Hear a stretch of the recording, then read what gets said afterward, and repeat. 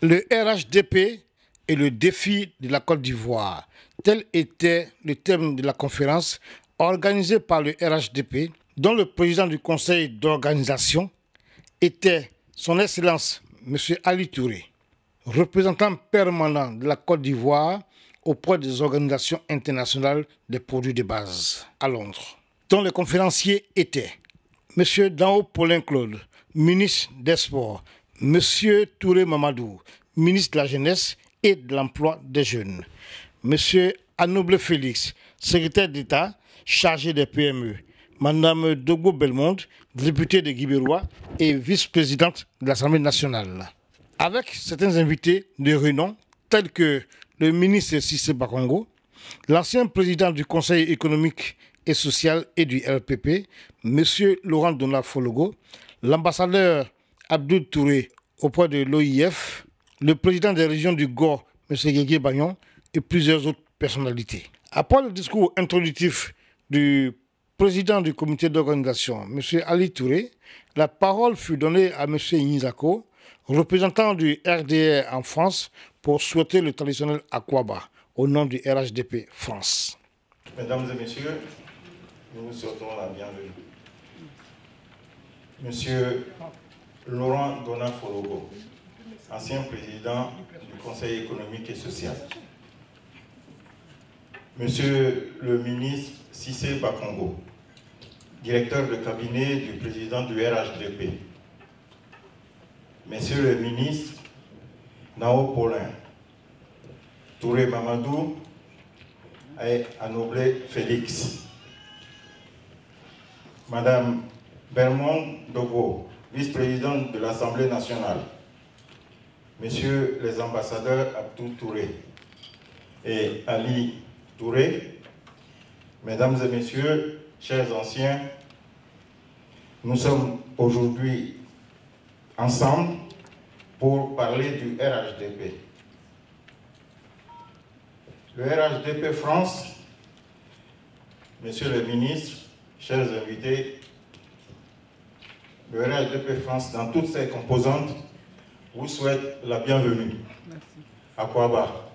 Après lui, la parole fut donnée au premier conférencier du jour, le ministre Touré Mamadou, pour planter le décor de la conférence. Monsieur le président du Conseil économique et social, cher doyen Laurent Donald Fologo, fidèle collaborateur du président Oufoué-Boigny, monsieur l'ambassadeur de la Côte d'Ivoire auprès de l'OIF, mesdames et messieurs les responsables politiques du RHDP à Paris, mesdames et messieurs les chefs de communauté, je voudrais, en ayant la lourde responsabilité de commencer cette conférence de presse, mesdames et messieurs les journalistes, puisque c'est essentiellement pour vous aussi que nous sommes là, dire toute notre joie, et je voudrais, avec la permission de mes collègues, notre joie d'être avec vous ce matin ici à Paris, afin d'échanger avec vous sur une question importante.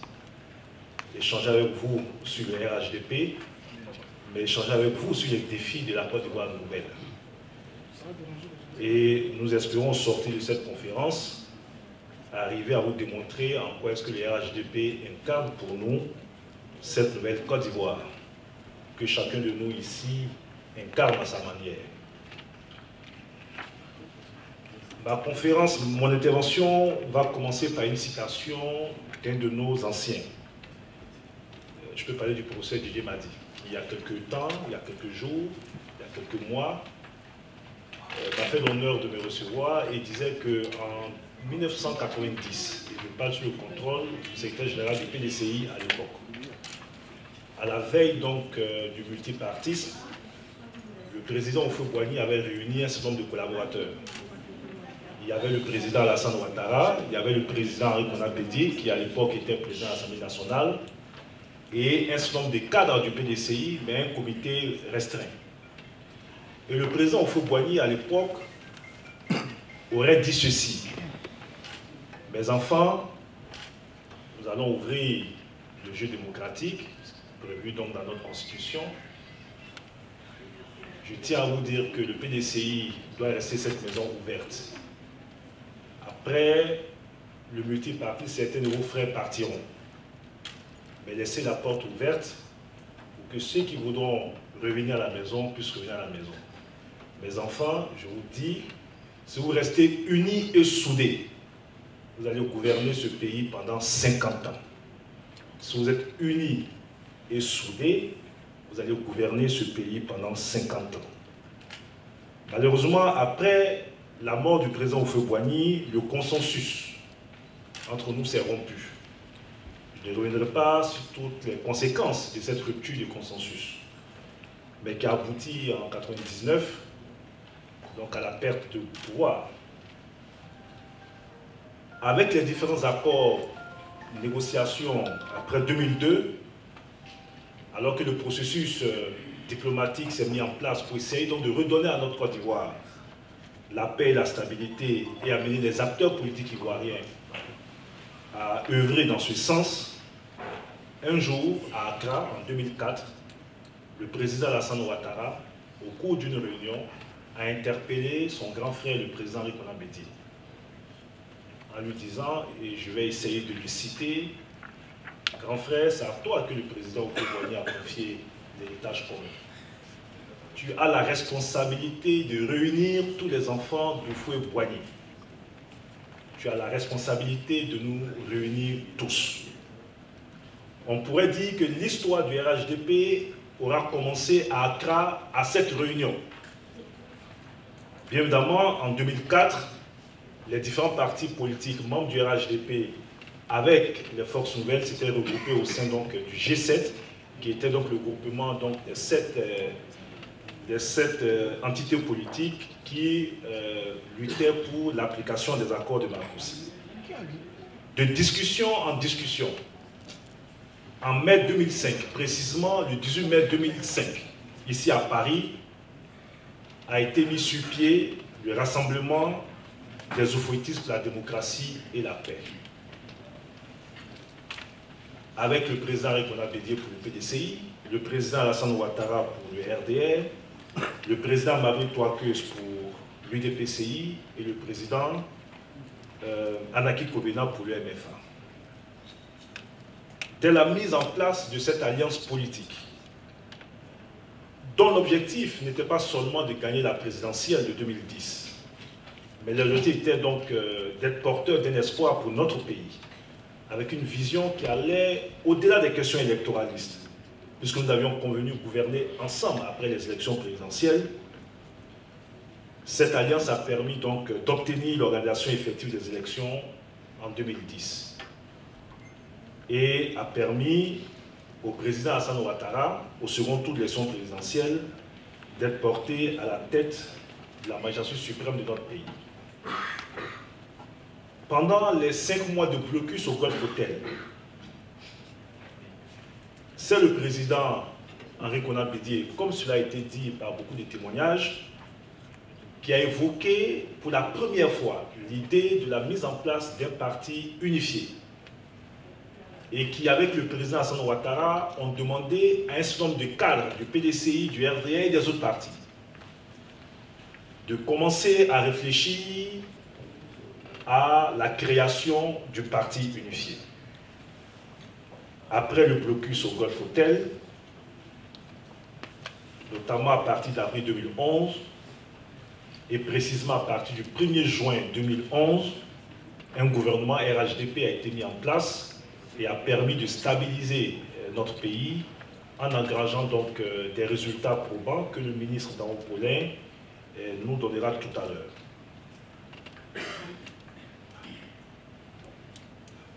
En prélude à l'élection présidentielle de 2015 et à l'occasion d'une visite d'État à Daoukro, dans le Ifou, le président Alassane Ouattara et le président Henri Konan Bédié ont convenu et l'ont annoncé, notamment la création d'un parti unifié. Je voudrais préciser de cette conférence pour préciser que l'appel des Daoukro, est l'émanation du président Alassane Ouattara. Le président Henri Konan Bédié a certes tenu le discours qu'il a tenu, mais celui qui, pour la première fois, a parlé d'appel de Daoukro, lorsqu'il a pris le micro, s'appelle le président Alassane Ouattara. Et il a dit ceci: l'appel de Daoukro, donc selon le président Alassane Ouattara, se résume en 2 points importants. Le soutien à sa candidature qui permettait donc de pérenniser les actions du RHDP et la création d'un parti unifié qui réunirait tous les enfants d'Houphouët-Boigny. Dans cette logique, en août 2015, nos partis politiques ont transformé l'alliance politique en groupement politique, avec des textes déposés précisément le 3 août 2015 au ministère de l'Intérieur. Et quand vous prenez les textes du groupement politique créé en 2015, ces textes faisaient déjà allusion à la création dans les brefs délais d'un parti unifié. M. Tchaba Laurent, secrétaire général de l'UDPCI, à la tête d'un groupe de cadres, était chargé de réfléchir pour la création effective donc, du parti unifié. Nous avons eu les élections présidentielles où cette volonté a été réaffirmée par les 2 présidents. Nous avons eu les élections législatives en 2016 où nous sommes allés en RHDP à ces élections. Je voudrais rappeler que la volonté d'être ensemble était tellement forte en 2016 lorsque nous partions à ces élections législatives que les cadres de nos partis respectifs, du PDCI ou du RDR, qui n'acceptaient pas de rentrer dans cette dynamique, ont été officiellement sanctionnés par les instances du PDCI et les instances du RDR. Parce que pour nos 2 présidents, après 11 ans de cheminement, la suite logique était que nous allions donc vers ce grand rassemblement qui avait pour seul objectif d'aider à garantir la paix et la stabilité au point long terme. Il y a eu quelques débats après ces élections, lorsque, en 2017, fin 2017, les 2 présidents ont mis en place un comité de haut niveau, co-présidé par le vice-président, son excellent Kablan Duncan, premier vice-président du PDCI, et le premier ministre Amadou Gon Coulibaly, premier vice-président du RDR. Et au sein de ce comité de haut niveau, nous avions les secrétaires généraux de tous les partis politiques, y compris M. Kikawe qui représentait le PDCI. Et ce comité a travaillé pendant plusieurs mois, avec pour objectif d'aider à faire des textes, les textes du parti unifié. C'est ce travail qui a été rendu public au cours du mois d'avril 2018. Et selon le chronogramme qui a été établi de commun accord, puisqu'il y a eu un premier consensus au sein de ce comité, après la validation des textes au sein du comité, les différents présidents des différents partis politiques du RHDP devaient donc signer, c'était dans un premier temps le manifeste du RHDP, mais le président Rekonat Bedi a estimé que le mot manifeste était trop faible pour représenter l'engagement que nous avions à aller vers un parti unifié. Il a proposé donc le mot, enfin l'accord, il a rebaptisé cela en accord politique. Accord politique a été signé par les différents partis politiques. Je peux vous dire que dans tout ce processus, les cadres que nous sommes, du PDCI, du RDR, de l'UPCI, de l'UDPCI, avons adhéré à cette vision de nos chefs et les avons aidés dans la mise en œuvre des différents engagements et objectifs qu'ils nous ont assignés.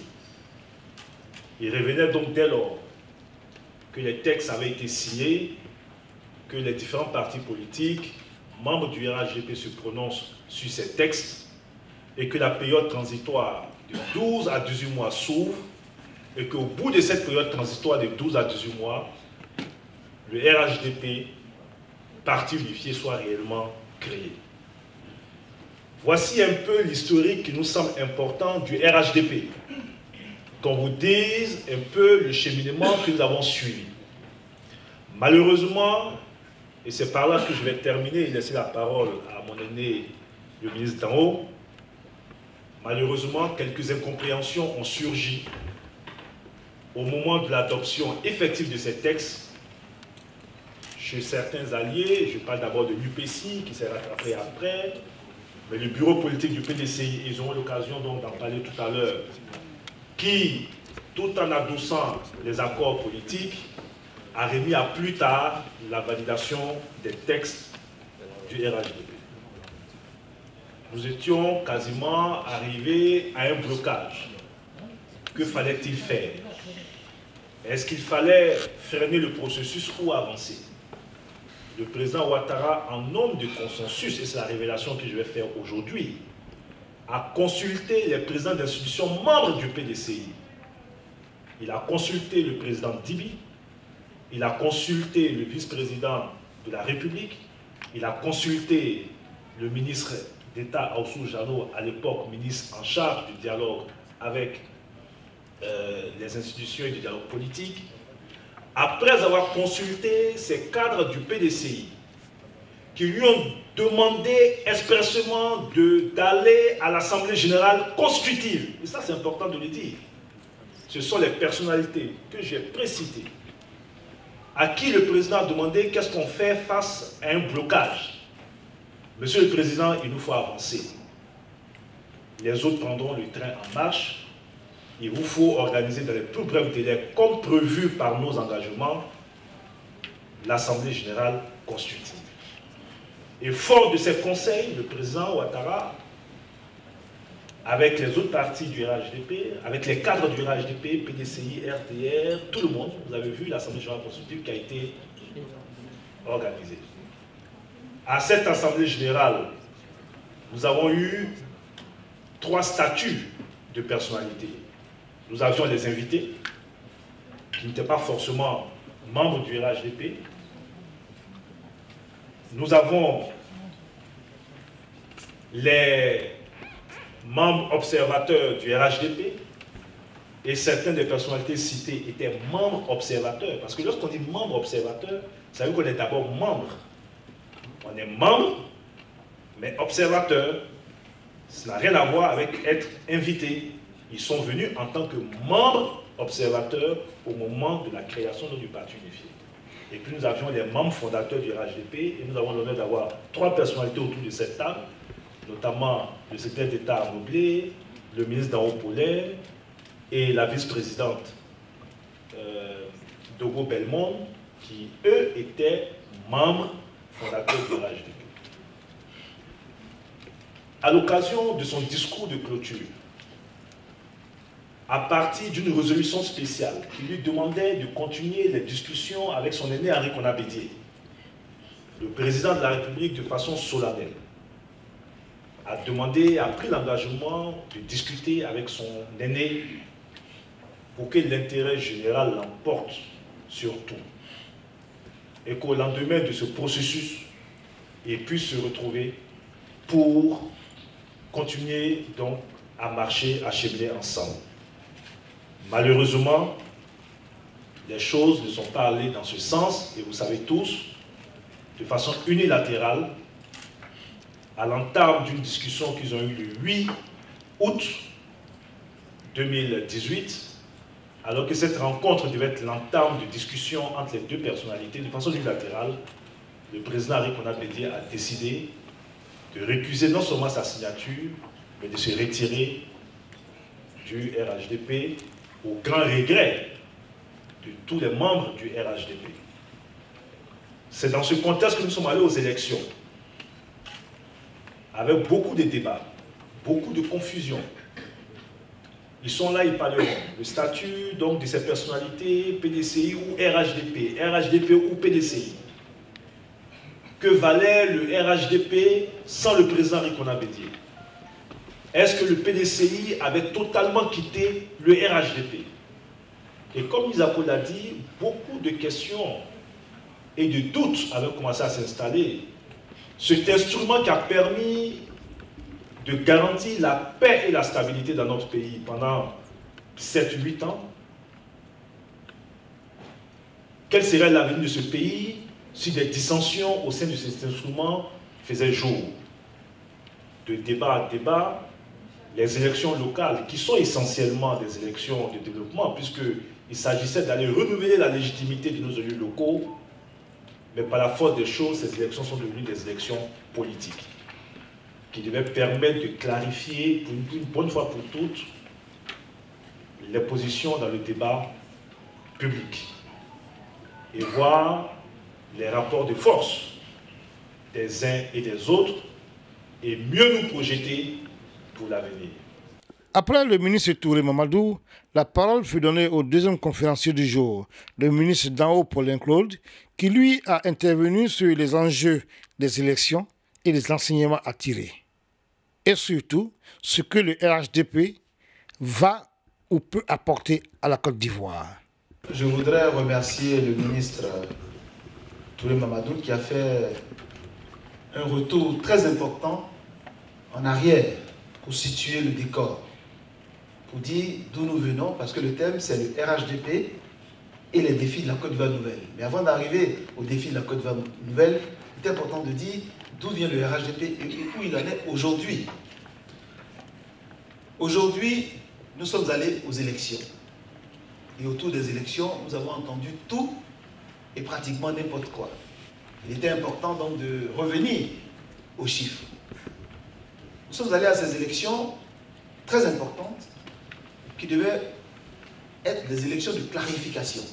Comme l'a dit tout à l'heure M. le ministre, nous avions un débat avec le désapparentement du PDCI dans sa version des anti-RHDP, anti-oufoutistes, et le RHDP dans sa vision de la dynamique unitaire. Et puis bien sûr, les indépendants, les opposants. Alors les résultats sont clairs. Au sorti des urnes, le 13 octobre, le RHDP, au niveau des municipales, a été largement vainqueur, avec 92 communes, le PDCI avec une cinquantaine de communes, et arrivant en troisième position, parce que la deuxième position était occupée par les indépendants, 56 indépendants.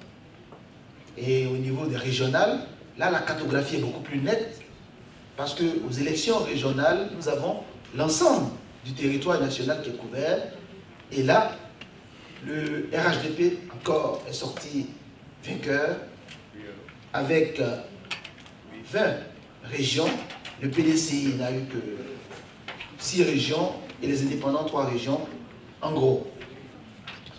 Mais au niveau des régions, ce n'est pas... Je pense qu'il y a eu un débat un peu inutile autour du découpage électoral. Ce qui est important, ce sont les suffrages exprimés au niveau des élections régionales. Sur 2 millions de participants aux élections, le RHDP a obtenu plus d'1 million de voix. C'est-à-dire qu'un Ivoirien sur 2 qui est allé voter le 13 octobre a voté pour le RHDP. Ce qui montre clairement que le premier parti de Côte d'Ivoire, au sorti des élections du 13 octobre, c'est le RHDP qui a gagné les élections au nord, au sud, à l'est, à l'ouest, en passant par le centre. Le centre qui, comme vous le savez, a toujours été traditionnellement le bastion du PDCI-RDA. Bouaké, la première capitale du centre, la capitale du centre, a été gagnée par le RHDP. Dans le Bélier, la capitale de Didier Vie a été gagnée par le RHDP. Tibissou, par le RHDP. Djekanou, par le RHDP. Sur 6 communes dans la région du Bélier, le RHDP gagne 3 communes. Fait jeu égal avec le PDCI dans son bastion traditionnel. Et mieux, dans la région du Nzi, bascule complètement dans le RHDP. Dimokro est remporté par le RHDP. Bokanda, remporté par le RHDP. Je ne vous dirai pas que moi je suis un élu du sud, donc d'Abidjan. Sur les 12 communes d'Abidjan, le RHDP gagne 8. 2 tiers des communes d'Abidjan basculent dans le RHDP. C'est pour vous dire que clairement, le débat autour de la victoire, c'est un écran de fumée lancé par nos amis, nos anciens amis, enfin nos amis, j'ai failli dire, du PDCI anti-RHDP, anti-oufoutistes, qui ne veulent pas prendre acte de leur défaite. Quand une défaite est actée, il faut prendre acte et à partir de là, tirer toutes les conséquences. Aujourd'hui, la première force politique du pays, c'est le message que je pense que nous devons tous retenir et qui est clair aux yeux de tout le monde, que le RHDP est la seule force nationale. Et il y a un ancrage national. Je vous ai dit, le RHDP a gagné au nord, on allait me dire que c'est naturel, a gagné à l'ouest. Le PDCI n'a gagné qu'une seule commune, soit tout le bleu, pour ne citer que celle-là.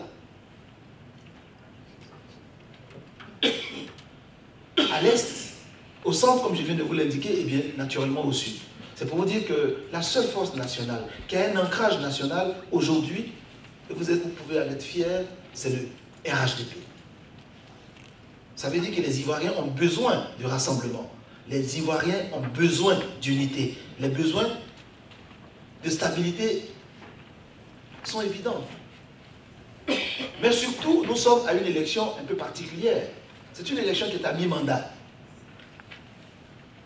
En 2015, les Ivoiriens ont renouvelé leur confiance au président Alassane Ouattara. En 2018, nous sommes à mi-mandat avant les élections de 2020. C'était un test.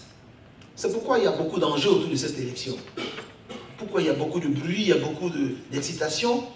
C'est parce que c'est une élection capitale qui a permis de mesurer et de peser les forces politiques en présence en Côte d'Ivoire. Et dans cette pesée démocratique, c'est le RHDP qui est sorti vainqueur. Et il était important de revenir sur ces points, parce qu'il y a aussi d'autres aspects que nous entendons ici et là, que oui, le PDCI, le RHDP a fait des débauchages, des cadres. Mais de quoi s'agit-il? Avant d'aller aux élections, nous avons eu affaire à donner nos investitures. Et à ce niveau, nous-mêmes au niveau du RHDP, nous reconnaissons que les investitures ont été souvent difficiles. La preuve, c'est que nous avons eu beaucoup de cadres qui sont allés à l'indépendant et qui ont gagné. Nous reconnaissons que nous avons fait des choix qui n'ont pas été pertinents dans certaines régions. Mais naturellement, ceux qui ont gagné parmi les indépendants, aujourd'hui vous avez bien noté, ces ralliements ne sont pas des ralliements extraordinaires. Ce sont des militants du RHDP qui reviennent tranquillement à la maison, mais qui ont défié les choix qui ont été faits.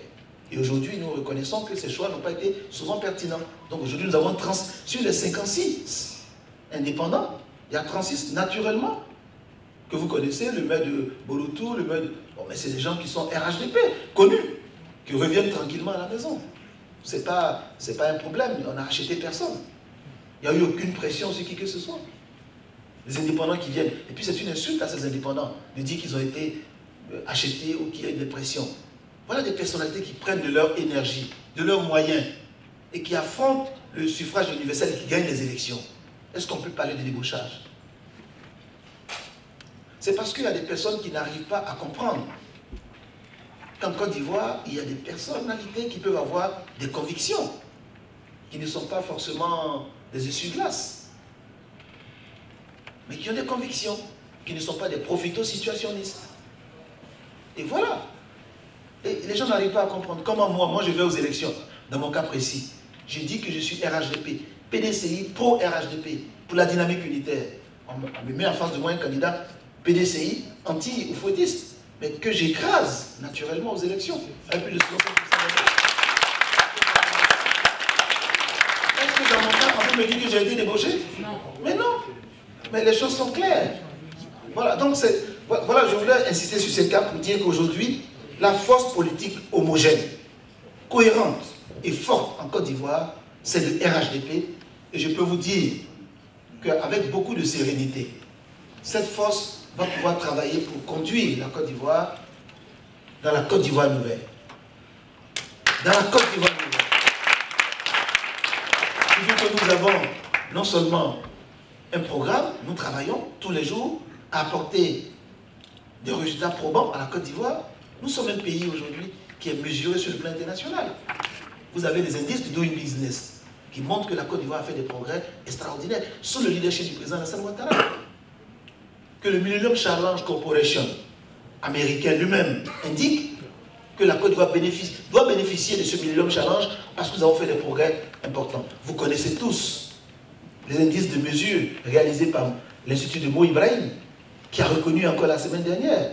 Je ne parlerai même pas du FMI, qui dit que la Côte d'Ivoire est un pays pré-émergent à la porte du paradis.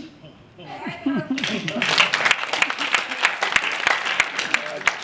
ce que je dis, ce ne sont pas des propos laudateurs de moi-même.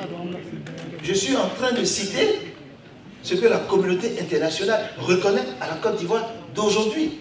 Et puis nous-mêmes, nous sommes ivoiriens. Nous voyons les progrès extraordinaires qui ont été faits en Côte d'Ivoire en moins de 7 ans. Abidjan, les réseaux et les voiries diverses n'ont pas été entretenus pendant une dizaine d'années. Aujourd'hui, c'est chose faite. La voirie a été complètement refaite. Nous voyons tous les ponts. Nous voyons le goudron, même si on ne le mange pas, mais le goudron fait manger.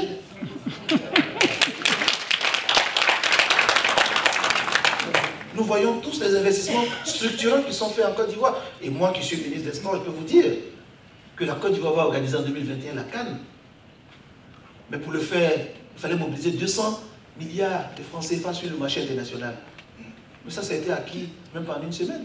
Mais parce que la signature de la Côte d'Ivoire est crédible aujourd'hui. Je ne vous parlerai même pas de l'eurobond qui a été obtenu ici par le Premier ministre Amadou Gon Coulibaly lors de son dernier passage. Ça vous dit que notre signature est crédible. Les indicateurs de la Côte d'Ivoire sont au vert. Nous avons un leadership fort mené par le président Alassane Ouattara. Et aujourd'hui, nous avons un instrument politique impressionnant, qui est le Rassemblement des ouvritistes pour la démocratie et la paix. Après ces deux interventions, la parole fut donnée aux journalistes pour un échange avec le conférencier. Je suis Tigan Oula, journaliste à Event News TV. J'ai trois préoccupations, mais regroupées en deux. La première question est adressée au ministre Touré Moadou. Monsieur le ministre, à vous écouter, les promoteurs du RHDP expliquent le bien fondé de ce parti et garantissent la bien fondé de ce parti en garantissant la paix et la sécurité. Est-ce que la paix et la sécurité sont menacées en Côte d'Ivoire? La deuxième préoccupation est adressée au ministre Dao. Monsieur le ministre, en disant que la Côte d'Ivoire émergente est proche du paradis, je ne sais pas si vous êtes sérieux, je voudrais vraiment que vous expliquiez un peu ce passage-là. Vous et certains du PDCI avez rejoint le RHDP sous prétexte que Bélier fait désormais force haute. Qu'est-ce qu'on doit comprendre par votre position que vous avez une vision politique plus éclairée que Bélier? Monsieur Clément Yao, journaliste de l'Afrique aujourd'hui, et Plan de Puissance. Alors, ma première question concerne donc la différence qui a été tout à l'heure marquée par le ministre dans nos volets, qui, s'il a bien noté, a bien indiqué qu'il y a ceux qui n'ont pas rejoint le PDCI sont anti-fautistes. Voilà, pardon, ceux qui n'ont pas rejoint le RHDP sont anti-fautistes. Alors, je voudrais savoir quelle est la différence fondamentale entre PDCI et RHDP. Une autre question concerne pratiquement, je m'adresse à toute la table, ceux qui auront certainement des réponses à nous donner, c'est répétement pour nous. Est-ce qu'à ce jour, il y a le contact entre le président Henri Konan Bédié et le président Alassane Ouattara? Est-ce qu'il y a des médiations qui sont menées? Parce qu'on a pu lire dans certains journaux qu'il y a des médiations qui sont menées. Alors, si elles existent, elles sont à quel niveau? Franck Totti, journaliste de mon pays. Je salue particulièrement mon ami et frère, le ministre Amadou Touré, à qui j'envoie cette interrogation. Qu'est-ce qui divise fondamentalement le PDCI et le RHDP? Et est-ce que quand on voit la mouvance du RHDP, est-ce que le RHDP est en train de tendre vers un parti unique en Côte d'Ivoire? Est-ce que c'est ça la volonté du RHDP? J'ai fait l'historique ici, hein. Je vous ai dit qu'à partir donc, de 1993, il y a eu une sorte de rupture de consensus entre nous. Et nous savons ce qu'a été donc, les conséquences de cette rupture de consensus. Je vous ai dit que nous avons eu un coup d'État en 1999. Je vous ai parlé des recherches de la paix à partir donc, de 2002, mais qui était consécutive à une tentative donc, de rébellion.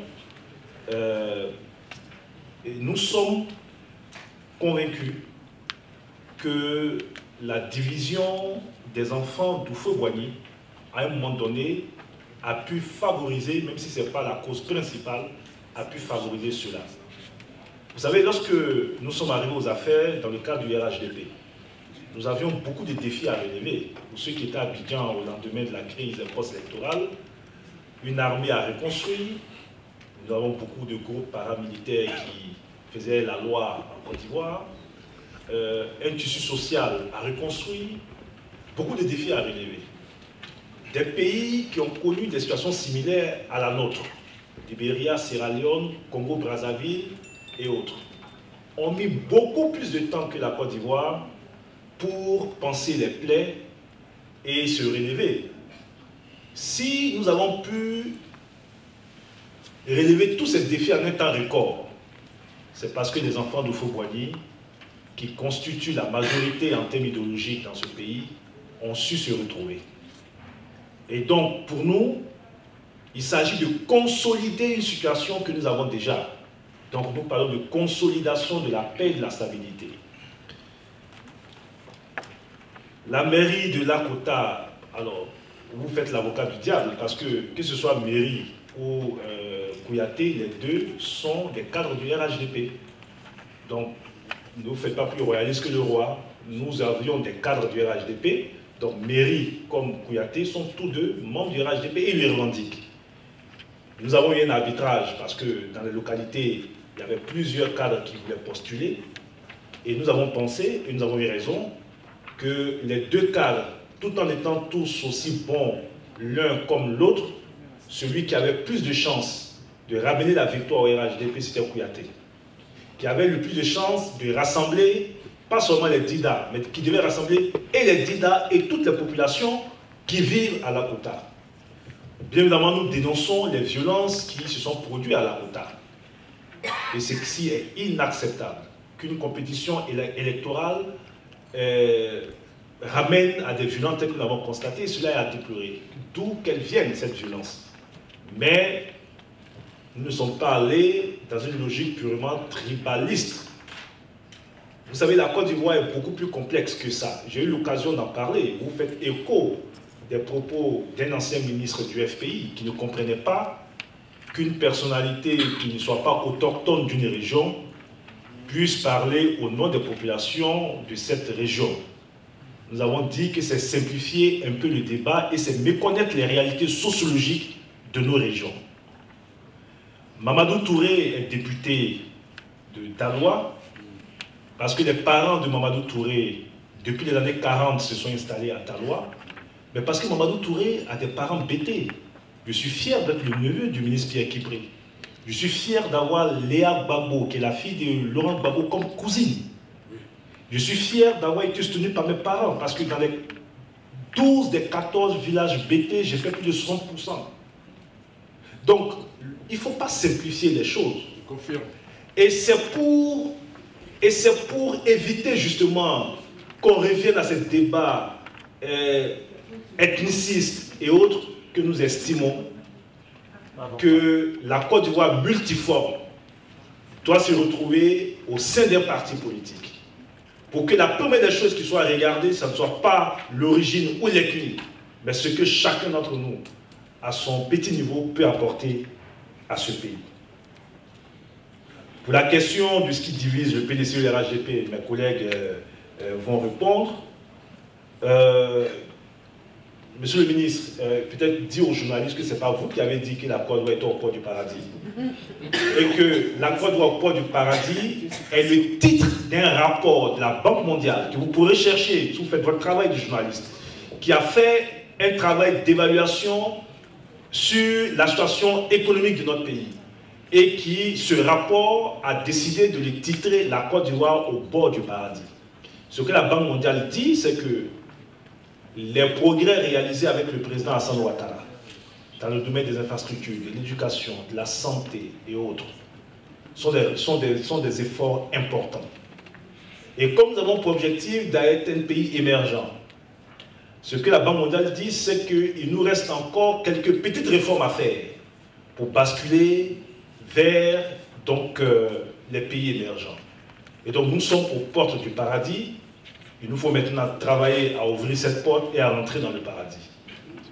Et cela vient démentir tous ces néo-prophètes qui projettent leurs propres fantasmes sur notre pays, qui veulent tellement que les choses aillent mal en Côte d'Ivoire, qui pensent que c'est quand tout ira mal en Côte d'Ivoire qu'ils auront eux leur salut.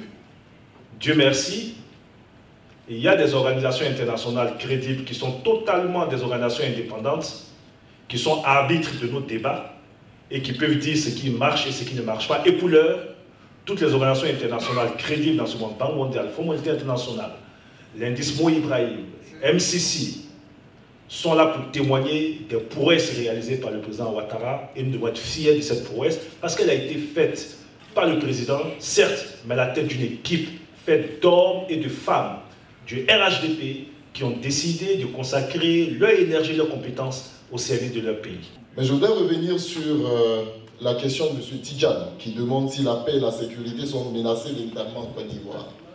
M. Touré Mamadou a donné des éléments de réponse. M. Tidjane, je voudrais simplement vous dire, prendre une petite image. Vous avez une belle famille qui vit bien sans problème. Et puis à l'intérieur, vous avez deux frères qui passent tout le temps à se discuter. Et quand ils sont en train de faire des palabres, évidemment, quand on fait des palabres, on n'a plus le temps de s'occuper de l'éducation de la famille. On n'a plus le temps de s'occuper des problèmes de la famille parce qu'on est en palabre. Et on cherche à savoir qui va prendre le dessus. C'est ça notre préoccupation première. Notre préoccupation n'est plus l'harmonie, le développement de la famille, l'éducation des enfants, et ainsi de suite. Et donc, vous demandez, mais est-ce que quand on réussit à se mettre ensemble et qu'on est bien, et que tout va pour le mieux, et qu'on veut se remettre en palabre, vous demandez, mais est-ce que si on est divisé, ça va créer quel problème à la famille? Oui, ça va créer un problème à la famille parce que notre centre d'intérêt change.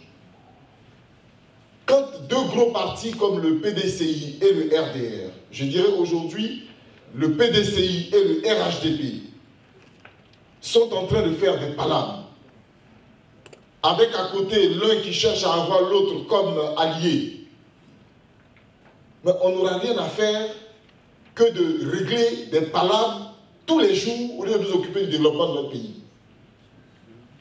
Nous avons passé près de 18 ans, mais je dirais plus depuis la mort du président Félix Houphouët-Boigny, à régler des palabres, à chercher à savoir comment j'empêche l'autre d'avancer. Il faut qu'on se dise la vérité.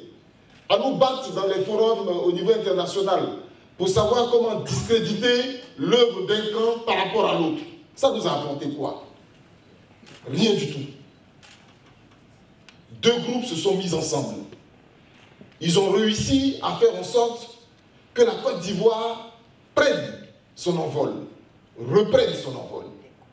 Et le pays aujourd'hui, même si on n'aime pas le lièvre, il faut reconnaître qu'il court vite. Le pays avance. Et cette union, ce bloc qui a réussi ce travail, est en train de s'éclater. Et les Ivoiriens sont contents, sont heureux. On avait dit, ça n'allait pas marcher. Et on avance, et on se rend compte, et c'est parce qu'on a affaire à un président qui s'est donné un objectif et qui ne veut pas rentrer dans les détails. Mais on se rend compte que la Côte d'Ivoire est en train de retourner dans ses vieux souvenirs, dans ses mauvais démons. Les réseaux sociaux nous démontrent que chaque jour, on est en train de crier au cataclysme, la Côte d'Ivoire va brûler, les Français disent qu'il faut que les ressortissants partent. Mais un pays peut-il avancer avec de tels propos tous les jours? Et comment est-ce que quand nous passons notre temps à s'aimer les germes de la division, nous allons être étonnés de la guerre? On ne récolte que ce qu'on sème.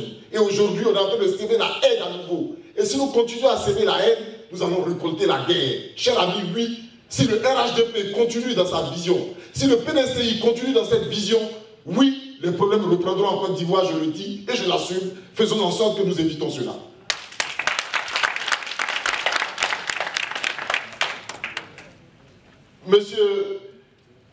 Monsieur Tidjane demande toujours est-ce que nous avons une vision plus haute que la vision du président Bédié. Moi, je n'aurai pas cette prétention. Je n'aurai pas cette prétention. Le président Bédié a été un grand chef d'État. Il a perdu le pouvoir par un coup d'État. Il est resté pratiquement de 1993 à aujourd'hui en dehors de la gestion quotidienne du pouvoir. Depuis 2011, il est à côté de la gestion du pouvoir. Il avait décidé de se remettre un peu en dehors de la gestion du pouvoir depuis un certain moment, parce qu'il faut dire et il faut le reconnaître, que de l'élection de 2011, la prise de pouvoir donc, du RHDP, jusqu'aux derniers événements, le président Bédié, il ne nous a jamais dit le contraire, était consulté quotidiennement, je dirais, par le président Ouattara dans toutes les grandes décisions pour la Côte d'Ivoire.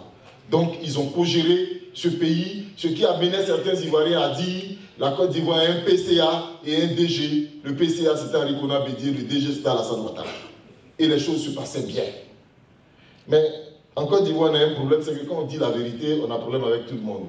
Et moi, je dis tous les jours, je suis chrétien catholique, Jésus-Christ est mort pour sauver les hommes. Si je dois mourir ou être rejeté parce que je pense qu'il faut dire les choses justes, je le dirai qu'on me rejette. Nous avons un monsieur qui s'appelle Kikawe, qui a fait toutes les intrigues possibles, depuis le président Fologo en passant par Djedje Badi pour devenir secrétaire exécutif du PDCI-RDA, qui a décidé que son heure a sonné de briller, et qui, pour paraphraser Léopoldine Tiezan Kofi, pense que si Bédié est, lui il va devenir. Donc, M. Kikawe décide de faire en sorte que M. Bédié soit, pour que lui, il devienne. On se débat pour convaincre le président Bédié qu'il doit être président de la République encore. Oui, chers amis ivoiriens, chers amis internautes, il faut que vous connaissiez les vrais problèmes de la Côte d'Ivoire. Les problèmes que nous avons là, ça tient à une seule chose. Un individu et son petit groupe, Kikawe et ses amis, qui veulent gérer la Côte d'Ivoire sans les autres, je ne sais pas si c'est possible, qui veulent être et qui ne peuvent pas être parce qu'ils n'ont aucune légitimité nulle part. Et donc la seule personne pour eux qui peut être vite pour qu'eux ils soient, c'est Arikona Bédié. Ils ont convaincu le président Bédié qu'il doit être candidat aux élections présidentielles en 2020. Parce qu'il est le meilleur cadre dont parle le PDCI-RDA en disant qu'il faut un cadre convaincu, un cadre, un militant chevronné, et je laisse les autres qualités, et qu'il n'y a pas meilleur militant qu'Arikona Bédié. Monsieur le Président, vous êtes le meilleur, vous pouvez être président de la République, il faut que vous vous présentiez. Vous avez fait la passe à Ouattara, c'est votre tour, il faut qu'il vous fasse la passe. Pendant que le président Ouattara dit, nous devons au sein du RHDP trouver un cadre de valeur capable de porter nos aspirations et de continuer l'œuvre que nous avons commencé ensemble, nous avons à côté, et qui était d'accord avec Bédié d'ailleurs. Et comme par hasard, en cours de route, patatite, monsieur Kikawe se fait élire de façon rocambolesque, et on sait comment, député, je passe le contraire du doyen Didier Bagnon qui est là, député de Gagnoa, et puis Gagnoa sous-préfecture, et pour la première fois qu'il est un élu, grâce à une campagne, on sait comment ça s'est passé, que pour la sous-préfecture de San Pedro, comme de Gagnoa, combien de millions étaient dépensés pour qu'il devienne député. Dès qu'il devient député, il pense qu'il peut être un élu, il peut être plus que ça, et les problèmes commencent. Il voulait d'abord être président de l'Assemblée nationale, ça n'a pas marché. Il pensait être président du groupe parlementaire RHDP. Et quand il a vu que ça, il a senti que ça n'allait pas être lui, parce qu'Amadou Soumaoro était à côté. Et si Amadou Soumaoro est à côté, et qu'il n'a pas été président de l'Assemblée nationale, parce qu'il pensait qu'Amadou Soumaoro serait président de l'Assemblée nationale à la place de Soro Guillaume, et Amadou Soumaoro ne l'a pas été, il a vu venir le danger que ce soit Amadou Soumaoro qui soit le président du groupe parlementaire. Rapidement, il couche chez le président Bédié pour lui dire les indépendants PDCI ne veulent pas de groupe parlementaire RHDP, sinon ils vont quitter. Mais il y avait 26 indépendants, dont moi, qui n'avait même pas été consulté. Et j'ai été le premier d'ailleurs à faire des palabres, comme d'autres indépendants à dire mais attention, mais vous avez fait campagne en tant que RHDP. Moi je suis indépendant, donc libre de dire que je ne veux pas du RHDP. Mais vous qui avez été élu sous la bannière RHDP, mais vous avez trompé le peuple de Côte d'Ivoire. Et la politique, c'est pas ça.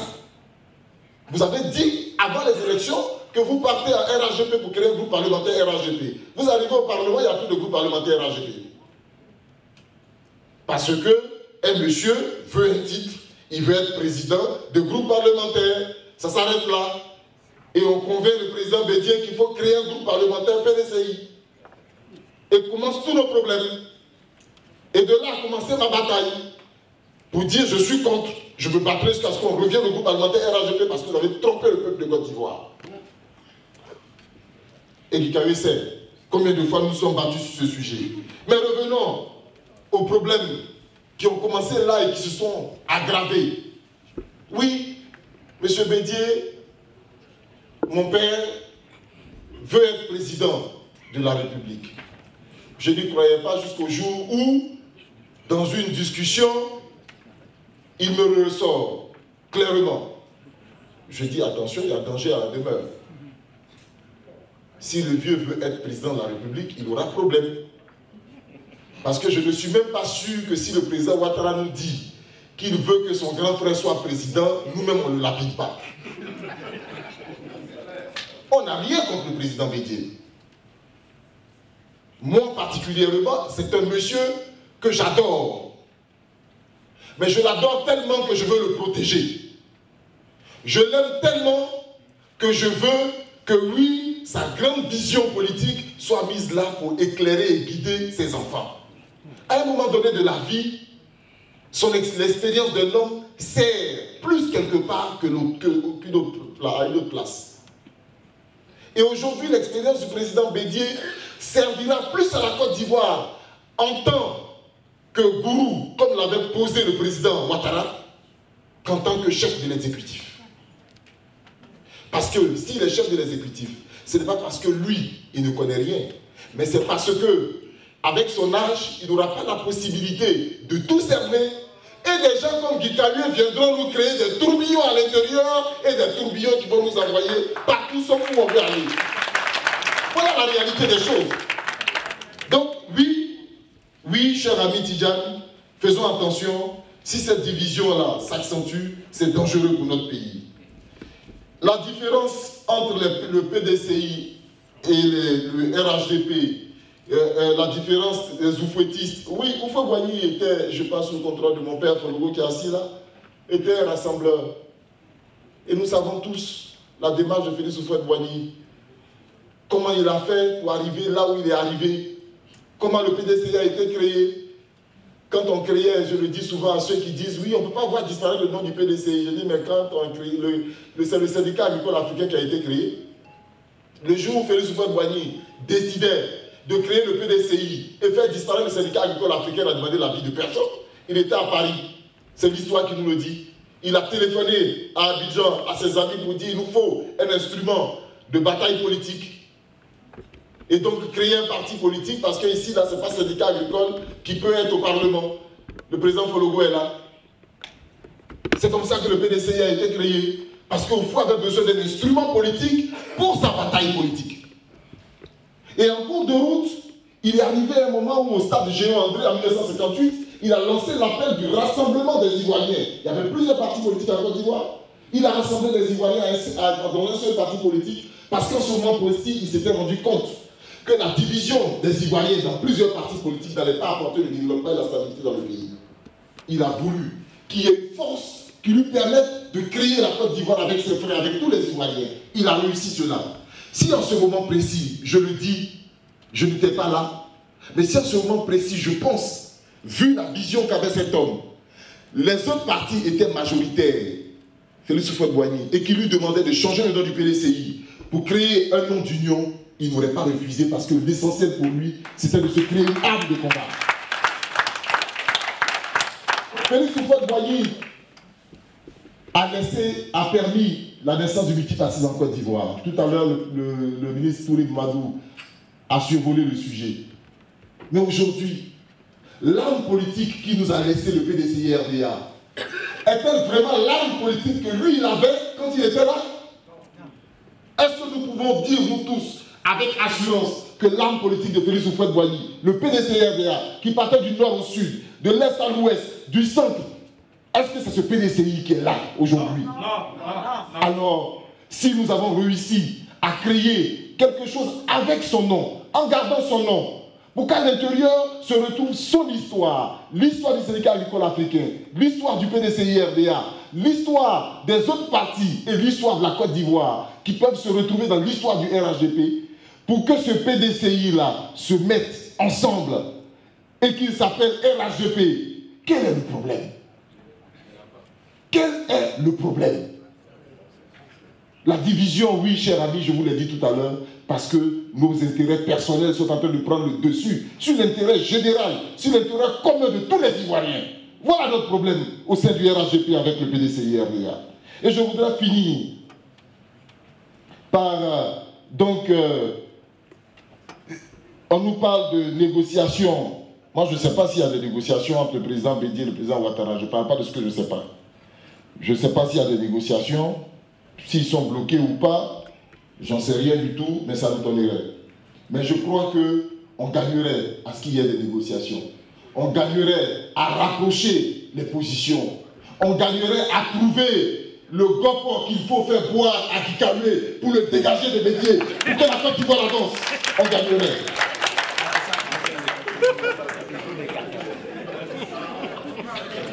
Et je vais finir. Vous avez demandé à quel moment le clash et c'est passé quand Kikalué a réussi à prendre le dessus au PDCI-RDA. Le clash s'est passé. Chers amis, je voudrais vous dire que le RHDP n'est pas, vous l'avez demandé, un parti unique en création. Le RHDP n'englobe pas le FPI qui existe toujours. Le RHDP n'englobe pas certains partis politiques en Côte d'Ivoire. Je ne sais pas si on n'a pas plus de 200 partis politiques en Côte d'Ivoire. Plus de 100. Le RHDP n'englobe pas l'ensemble des partis politiques. Le RHDP se veut une force politique capable de garantir la stabilité sociale en Côte d'Ivoire sur un long terme pour aboutir à un développement sur un long terme. C'est de ça qu'il s'agit. Ce n'est pas tous les matins on change de président, on change d'équipe qui règle les problèmes. Ici même en Europe, Angela Merkel, elle est au pouvoir, ça fait combien de temps? On ne parle pas de ça. Hein? C'est chez nous, il faut changer de président comme celui-là tous les jours. On a besoin de stabilité. Et la stabilité se construit avec la stabilité politique. La stabilité d'un pays se construit avec la stabilité politique. Il ne faut pas qu'on se voile la face. Et cette stabilité politique, nous l'avons obtenue au sein du RHDP. Et pour moi, parce que j'ai compris et écouté la vision du président Ouattara, j'ai eu cette chance de l'écouter pendant longtemps et d'écouter sa vision. Pour moi, oui, on pense que c'est seulement au PDCI qui a des anti-RHDP. Il y en a au RDR. Hein? Il y en a au RDR. Moi, j'ai combattu, j'ai été candidat contre un anti-RHDP à San Pedro, qui trouvait qu'il est anormal qu'on prenne un PDCI pour venir prendre le poste d'un RDR. On dit, mais il est RHDP.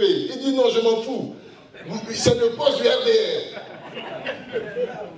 Donc les anti-RHDP, il y en a dans tous les camps. Seulement au RDR, on a peur de trop crier parce que le grand chef est là. C'est tout. Sinon, il y en a dans tous les camps. Faisons en sorte que le RHDP soit le creuset de l'unité des Ivoiriens. Et que ce parti puisse rassembler l'ensemble de ceux qui ont pour vision le développement économique et social de la Côte d'Ivoire. Merci, chers amis. Je vais répondre à la question. Est-ce que la paix et la sécurité sont garanties en Côte d'Ivoire? Question posée par M. Tidiane. J'ai dit oui. La paix et la sécurité sont garanties en Côte d'Ivoire et nous l'avons vu depuis 2011 avec le groupement RHDP. Nous étions tous unis autour du RHDP et dans le RHDP. Et pendant toutes ces années, nous sommes restés en paix. C'est vrai que nous avons quelques divergences avec le PDCI, mais nous restons convaincus. Et nous sommes convaincus que le RHDP est le seul parti qui garantit la stabilité et la paix. Je le dis parce que le RHDP, c'était 6 partis, et je continue de dire que c'est 6 partis avec le PDCI, parce que nous avons les membres du PDCI qui sont au RHDP, Nous avons vu l'entrée du parti Concorde du ministre Alcide Diédié. Donc maintenant, c'est 7 partis réunis en un groupement. Et ce n'est plus un groupement, c'est un parti. Ces différents partis ont une seule vision, le développement, la paix et la sécurité. Pour vous montrer la diversité dans laquelle le RHDP tend. Pour le RHDP, nous devons tous être unis. Unis, mais dans notre diversité. Contrairement à ce que le commun d'un mortel pourrait penser, la diversité au RHDP est un atout et non une adversité. Parce que pour nous, que tu sois du Nord, que tu sois du Sud, que tu sois de l'Est, tu te sens ivoirien, tu es au RHDP, c'est mieux que d'avoir un parti ethnique. Le RHDP va au-delà de nos partis ethniques. Nous ne voulons plus entendre parler, avant 2010, dès que tu es béton, on dit tu es FPI. Tu es du Nord, on dit tu es RDA. Tu es de l'Ouest, on dit tu es IDPCI. Tu es Baoulé, on dit tu es PDCI. Oui, vous dites même aujourd'hui, mais c'est cette conception que le RHDP veut changer et c'est cette conception que le RHDP est en train de déconstruire dans cette Côte d'Ivoire nouvelle. Parce que je suis BT, je dois être FPI. Je dis non, je suis BT, je suis RHDP et je l'assume. Parce que pour moi, le RHDP est la force de tous les Ivoiriens. Et si nous sommes unis, nous ne pouvons qu'avoir une seule chose, c'est la paix et la stabilité. Et je réponds à la question de Franck Totti qui demande si nous partons au parti unique. Nous ne partons pas au parti unique. Le RHDP est un parti, un point, un trait. Il ne s'agit pas de parti unique. Nous avons plusieurs partis qui se sont retrouvés, qui ont commencé par groupement et qui aujourd'hui ont dit nous franchissons le cap pour un parti. Mais pourquoi vous voulez qu'on mette unique à côté? Pourquoi est-ce qu'on doit mettre parti unique à côté? Ce sont des choix. Sinon, c'est un choix qui a été fait par plusieurs partis politiques. Ces différents partis ont accepté de mourir pour créer un seul parti. On n'a pas besoin de mettre unique à côté. Le RHDP est un parti, point. Quand vous dites unique, je vois un peu où vous voulez arriver à la pensée unique. C'est ça quand vous dites le RHDP est un parti unique, vous voulez aboutir à la pensée unique. Le RHDP est un parti dans lequel nous avons plusieurs partis, mais plusieurs partis qui s'entendent pour faire une seule force, pour être une seule force. Un parti qui veut être et qui est le creuset de paix de tous les Ivoiriens. Un parti qui pense développement. Un parti qui pense paix. Un parti dans lequel, parce que tu as porté un boubou ou parce que tu as porté une tenue baoulée, tu ne seras pas identifié. Un parti où l'Ivoirien pourra se sentir bien. Je vous remercie.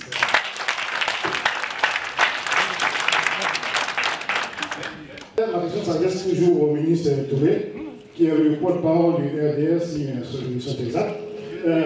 Du RDR. Monsieur le ministre, je voudrais savoir quelle est la position de Soro Guillaume par rapport au RHDP. Ce sont des... Il n'y a pas de preuves palpables. Il se raconte, il se dit, et je pèse le mot pour le dire, il semble que le président de la République a donné un ultimatum à Soro Guillaume pour lui demander de se décider. Auquel cas, il le virerait de l'Assemblée nationale. Qu'en est-il exactement?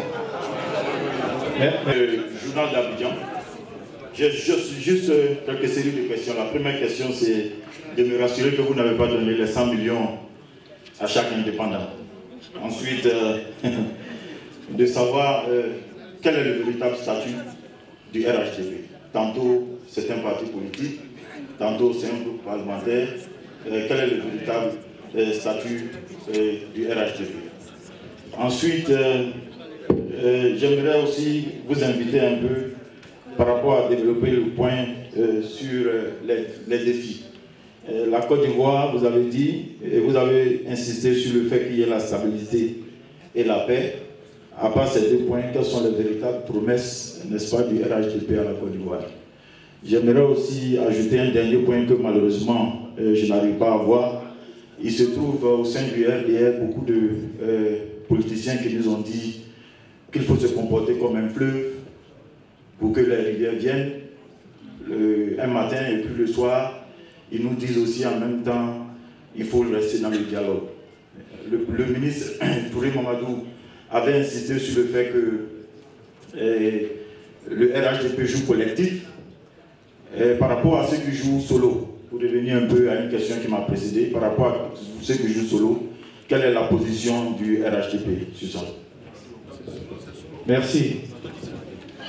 Alors, nous avons suivi l'intervention de Mme Kandia Kamara juste avant les élections, où elle mettait en garde les indépendants et elle avait menacé de sanctions disciplinaires. Et séance tenante, dans une vidéo postée sur les réseaux sociaux, elle avait démis de ses fonctions un secrétaire de section. Alors qu'en est-il, aujourd'hui que les élections sont terminées, qu'en est-il des sanctions prévues contre ces indépendants? Et deuxième question, on vous accuse aujourd'hui d'être le plus grand commun diviseur. Vous avez divisé le FPI, le PIT, le MFA et plusieurs autres partis et aujourd'hui le PDCI. Est-ce que c'est... Alors, que répondez-vous à ces accusations? On vous accuse d'être le plus grand commun diviseur, voilà, des partis politiques en Côte d'Ivoire. Merci. Autant sur les indépendants, je pensais que dans mon intervention tout à l'heure, j'avais été suffisamment clair. Les indépendants, d'abord, il y a deux types d'indépendants. Il y a ceux qui sont membres des partis politiques, qui n'ont pas pu obtenir l'investiture de leur parti et qui pensent qu'ils peuvent gagner les élections et décident du parti en indépendant. Donc, cette forme de discipline nous appartient dans les partis politiques, de trouver la meilleure formule pour arriver à réduire la présence des indépendants. Voilà. Donc je profite de cette question pour répondre en même temps à la question qui est posée par rapport au statut du RHDP. Le RHDP, tout à l'heure, l'historique a été fait pour montrer la progression du groupement politique. Et aujourd'hui, nous sommes au stade de la création du parti. Le parti est en création. Il y a une assemblée générale constitutive et très prochainement, je pense dans les prochains mois ou dans les prochains jours, il y aura le congrès constitutif du RHDP. Alors, le RHDP deviendra un parti à part entière avec des organes opérationnels. C'est d'ailleurs, dans l'historique, vous avez bien compris qu'il y avait un délai qui avait été fixé, si les accords avaient été respectés, de 12 à 18 mois. Maintenant, nous sommes sortis de ces accords, nous devons assumer la victoire qui nous a été conférée par les Ivoiriens à l'occasion des élections municipales et régionales. Donc, rapidement, nous devons consolider l'outil, l'instrument politique qui doit devenir un parti politique en bonne et due forme dans les prochains jours, dans les prochains mois. Concernant la rumeur qui est persistante d'avoir donné 100 millions aux indépendants, je pense qu'il faut arrêter d'insulter l'intelligence des Ivoiriens. Et puis il y a des gens, je le disais tout à l'heure, qui projettent sur les autres ce qui sont eux-mêmes, des hommes sans conviction qui ne peuvent pas comprendre qu'en Côte d'Ivoire, il puisse exister des personnes qui mettent leur énergie, leur détermination à convaincre et à gagner des élections, donc des personnes qui n'ont pas besoin d'être achetées. Aujourd'hui, on a l'impression que quand vous parlez, c'est parce qu'on vous a acheté. Mais attendez, soyons sérieux. Avant d'aller aux élections, je vous ai donné mon propre cas. J'ai dit, je suis militant du PDCI, membre du bureau politique. J'ai parlé au bureau politique pour attirer l'attention de tous les militants sur la dérive que nous courons à sortir du RHDP. Il y a eu ce désemparentement. Nous avons pris l'option majoritaire de rester dans la dynamique unitaire. Nous sommes allés aux élections. En face de nous, nous avons eu des candidats proposés par l'aile anti-RHDP et nous les avons battus. À partir de ce moment, nous ne sommes plus des transhumants. Nous assumons nos convictions. Nous ne sommes pas achetés. Et je pense que les choses sont claires. Quelqu'un qu'on achète, c'est celui qui ne sait pas, qui mange à tous les râteliers. Ce n'est pas notre cas. Donc il faut faire passer cette rumeur qui n'est pas juste et qui tend à jeter l'opprobre sur des militants convaincus. Parce que si vous continuez à tenir ces propos, nous allons finir par sortir de notre caractère de sagesse et de politesse pour dire que ceux qui tiennent ces propos nous regardent dans un prisme déformant. Et nous allons penser que ces personnes sont des octogénaires dépassés, avec des convictions peut-être dépassées ou étriquées. Et en ce moment, on va dire que nous sommes en train d'insulter les gens. Donc, arrêtez de nous insulter. Arrêtez de projeter sur les gens ce qu'ils ne sont pas.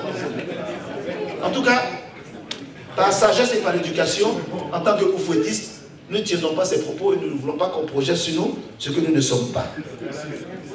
Maintenant, pour revenir sur les débats qui ont cours, je pense qu'aujourd'hui, vous avez dû lire l'intervention du maire de Makori, qui a gagné en tant que PDCI, mais qui dit, et c'est sa ferme conviction, qu'il y a des gens qui sont tapis dans l'ombre, qui ont des ambitions lugubres et malsaines, et qui ont pris le président Bédié en otage. Et moi, je pense que ces gens qui ont pris le président Bédié en otage, comme l'a dit tout à l'heure le ministre Anoblé, sont non seulement minoritaires, mais n'ont pas d'ancrage politique et de légitimité populaire. Et donc, il faut qu'ils arrêtent. Quand on sort d'une élection, il y a ceux qui ont la légitimité populaire, qui ont eu le courage d'aller affronter les urnes, et c'est notre cas, c'est le cas d'Adjoumani. Nous avons affronté la légitimité, nous avons aujourd'hui une légitimité populaire, nous avons gagné des élections, et le RHDP est majoritaire en Côte d'Ivoire. Ce qu'il faut retenir, c'est cela d'abord. Le PDCI, dans sa version anti-RHDP, que je caractérise d'anti-oufouettiste, ne peut pas aujourd'hui revendiquer de victoire après ces élections. Et nous sommes sereins, parce qu'un Ivoirien sur deux qui a pris part aux élections le 13 octobre a voté pour le RHDP. Je ne parle pas de ceux qui se sont ralliés après. Et les ralliements continuent. Pourquoi? Parce que nous avons une offre politique.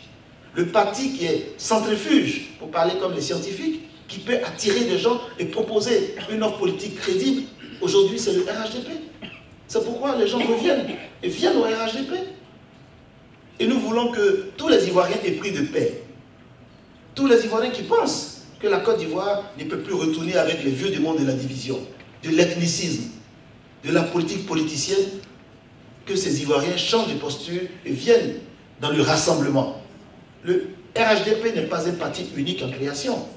C'est un parti unifié, certes, mais c'est un parti de rassemblement. Un parti qui veut être le parti du cœur des Ivoiriens pour construire non seulement la stabilité et la sécurité de la Côte d'Ivoire, mais surtout le développement. Et le développement a commencé. Quelqu'un nous demande, mais quelles sont les promesses du RHDP? Mais les promesses, c'est d'abord le programme national de développement qui est en cours. Ce sont les investissements dans le domaine de l'éducation. Et je peux vous affirmer que dans le programme national de développement, il est prévu que tous les villages de plus de 500 habitants soient électrifiés dans les 3 ou 5 prochaines années. Parce que nous avons aujourd'hui fait des barrages, nous avons un pouvoir énergétique assez important qui nous permet d'avoir l'électricité pour la Côte d'Ivoire et pour les pays de la sous-région. Pour lutter efficacement contre l'échec scolaire, c'est 10 milliards de francs CFA de kits scolaires qui sont distribués aux enfants de Côte d'Ivoire. Et la Côte d'Ivoire, la croissance que la Côte d'Ivoire connaît de 8 à 10%, elle est partagée à toute la sous-région. Vous savez que nous sommes dans un pays d'hospitalité, de libre circulation des personnes et des biens. Quand on construit un hôpital en Côte d'Ivoire, mais ses capacités sont déjà saturées au bout de 5 ans. Parce que nous ne faisons pas de différence entre un Malien, un Guinéen, un Burkinabé qui vient se soigner en Côte d'Ivoire. C'est ça la Côte d'Ivoire, locomotive de la sous-région. Nous assumons cette place. La Côte d'Ivoire que nous voulons, c'est la Côte d'Ivoire, terre d'hospitalité, de fraternité et terre d'espérance. Et c'est ça le RHDP. C'est donc sur cette note que je voudrais passer la parole au ministre pour répondre à quelques questions pertinentes qui lui ont été adressées. Bon, je ne sais pas si les questions sont pertinentes, mais j'essayerai quand même d'apporter des réponses sans faux fuir. Déjà, sortez des polémiques stériles. Guillaume Soro est vice-président du RDR, jusqu'à preuve du contraire. Guillaume Soro est membre du RHDP. Il fait partie des personnalités qui ont donné leur accord pour figurer sur la liste des membres fondateurs du RHDP. Je ne veux pas ici épiloguer sur les rumeurs, qui souvent sont le fait de sites que vous dirigez. C'est que vous êtes vous-même à la base des rumeurs et vous voulez qu'on apporte des réponses aux rumeurs que vous-même vous créez et que vous diffusez. Enfin, vraiment, je ne suis pas fort dans ce exercice. Il est vice-président du RDR. À ce titre, il a participé à beaucoup de réunions du comité de direction de notre parti. une des raisons pour lesquelles mon ami Adama s'est fait chambrer, parce que ce qu'il a fait n'était pas normal, ça on lui a dit, et il est membre du RHDP. Ensuite, la ministre Kandia Camara a lancé des ultimatums. Alors, la ministre Kandia Camara a une position de principe qui est donc liée à la problématique de la discipline au sein des formations politiques. Lorsqu'un parti politique se réunit et après arbitrage choisit, aucun choix n'est parfait. Nous pensons que la discipline du parti veut que les militants et cadres du parti suivent l'orientation qui a été donnée par le parti. Quand les premiers animateurs du parti, qui doivent faire gagner les candidats du parti, viennent se mettre à la disposition de candidats qui combattent les candidats du parti, la responsabilité des responsables politiques, c'est de prendre donc des sanctions. Et certains départementaux ont été sanctionnés de par leur posture. Maintenant, cela n'a rien à voir avec la dynamique de retour de certains indépendants. C'est un retour volontaire.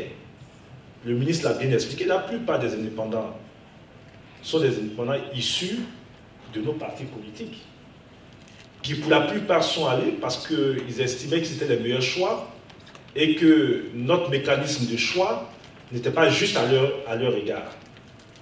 Après avoir gagné, ces indépendants ont décidé d'eux-mêmes de revenir au sein de leur formation politique. Et fidèle à la philosophie d'Houphouët-Boigny, parce que nous sommes les seuls à l'incarner aujourd'hui, tout le monde peut le dire. Houphouët-Boigny, c'était le dialogue.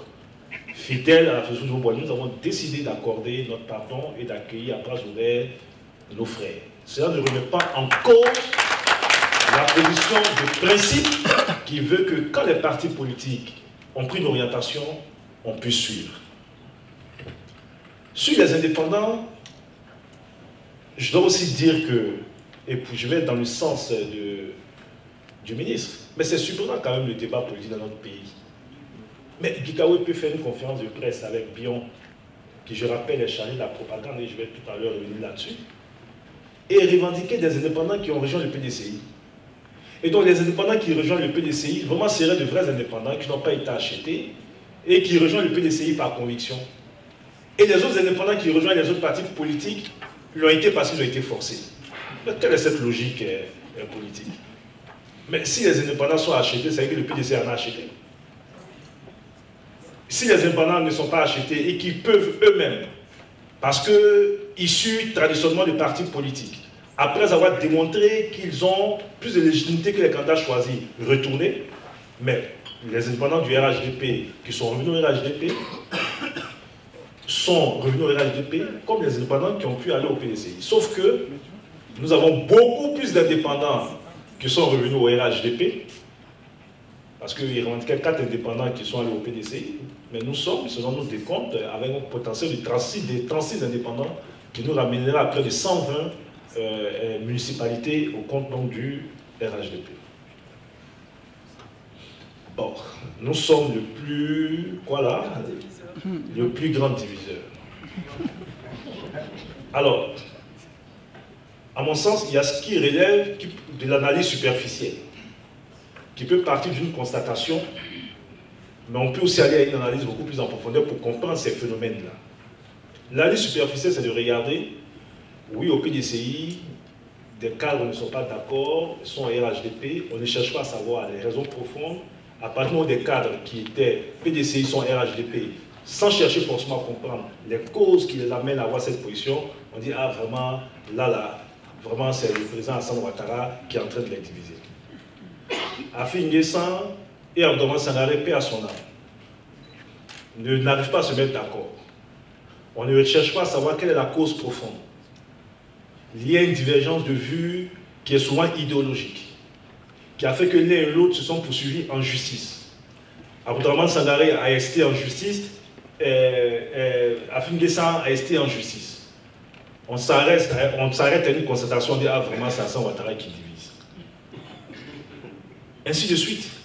Mais en ce moment, on sait que le RDA a été aussi secoué avant le congrès par des débats au sein du parti.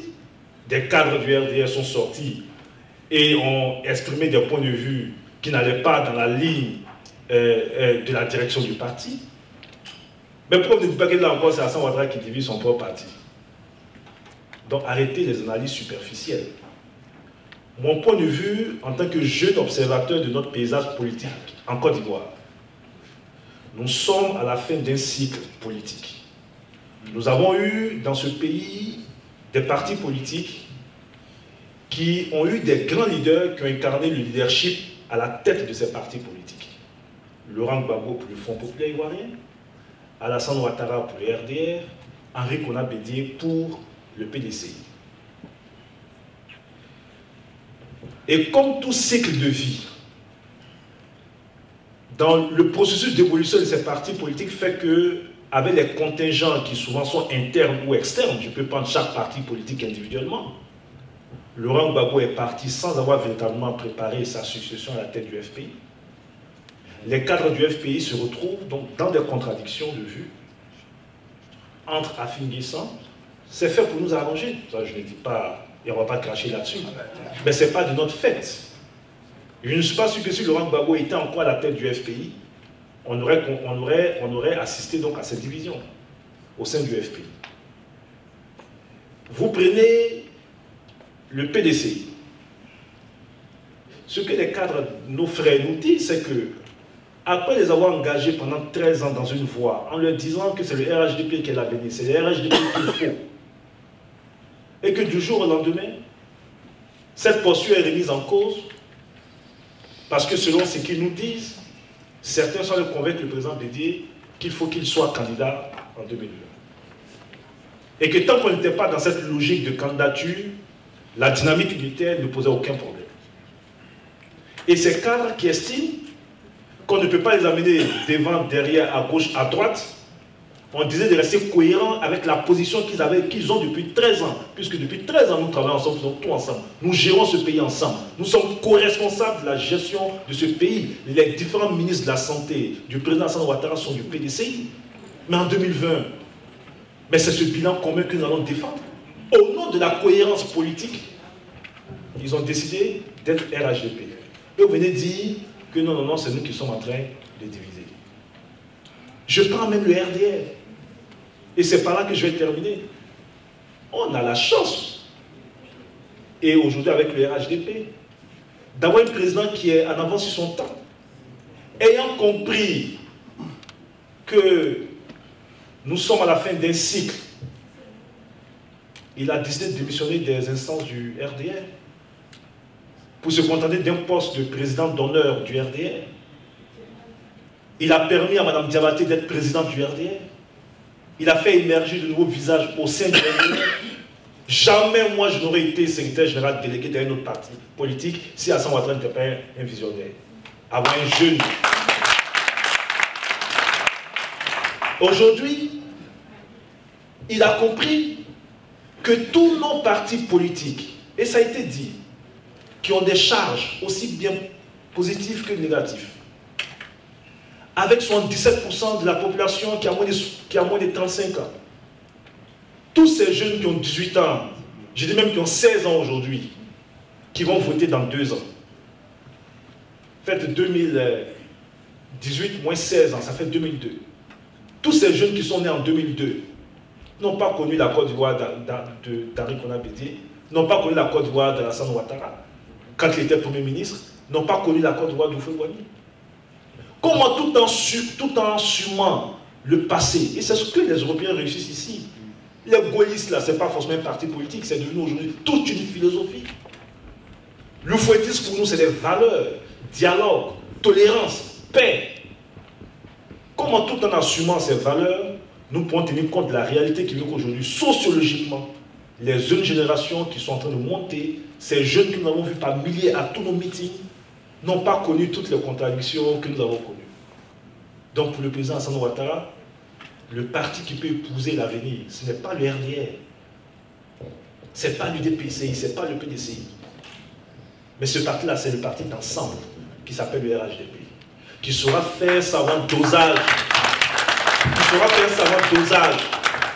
entre l'expérience des aînés, le dynamisme des jeunes, pour que nous puissions donc travailler. Et je voulais, Monsieur le ministre, comme c'est ma dernière parole, je ne peux pas me lever sans répondre à mon homologue.